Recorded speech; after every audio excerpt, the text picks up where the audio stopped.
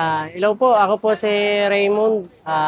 May ng dragon fruit sa Villalobos. Marami po tayo mga ano dyan. Slurpee, fresh fruits po yan. Avocado, mango, dragon fruits. Meron din kami mga ano dyan, yung bago ko, buchi, tsaka empanada. Marami pong flavor yung empanada namin. Ibitahan ko po kayo na kumain dito sa Villalobos Street. Harap lang po ng Quiapo, simbahan. Bago kang negosyo ngayon Opo, kung gusto niyo namang yung mga pasalubong, meron po kami diyan. Marami po 'yan pagpipilian. Opo. Ayan, yung mga chocolate. Yan. Marami dito. Opo, mga chicharon. Dito lang din sa harap ng pwesto ng dragon fruit juice.